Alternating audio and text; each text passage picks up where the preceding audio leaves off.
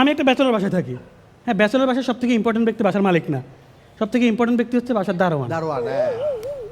দারোয়ান হচ্ছে আমাদের গার্লফ্রেন্ডের মতো, সময় এবং টাকা দিয়ে ওরা পটাইতে হয়। ঠিক যখন পটাবেন সে অন্য জায়গায় চলে যাবে।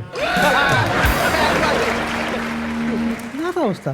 আমার বাড়িওয়ালা একদিন আমার সাথে দুঃখের কথা শেয়ার করতেছে, আমি দুঃখীর সাথে দুঃখ শেয়ার করতেছে। বলতেছে, রিয়াজ দেখো ভাড়াটিয়াতে জ্বালামালাগুলো নিতে পারি না, আমার ভালো লাগে না।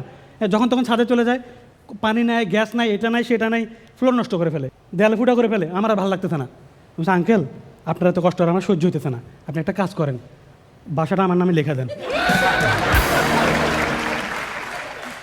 আর আপনার যদি তাও ভালো না লাগে তাহলে বাসা ছেড়ে চলে যান। যাই হোক, আমি যে ফ্ল্যাটে থাকি তার পাশের ফ্ল্যাটে একটা কাপল থাকে, ফ্যামিলি, হাজব্যান্ড ওয়াইফ। তো আমি প্রতি রাতে ওনাদের রুম থেকে মারামারি শব্দ পাই। কে কারে মারে আমি জানি না, কিন্তু আমি শব্দ আমি পাই। বাড়িওয়ালাকে গিয়ে বলছি, খালি ব্যাচেলরদের নিয়ে পড়ে থাকেন, এই যে এরা মারামারি করতেছে, এটা দেখতেছেন না, এটা কিছু না? বলতেছে, এটা মারামারি না, এটা ভালোবাসা।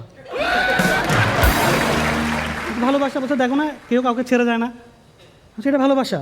তারপর থেকে আমি যদি বাসায় কোনো মেয়ে নিয়ে আসি, আমি গেট থেকে মারতে মারতে ঢুকি।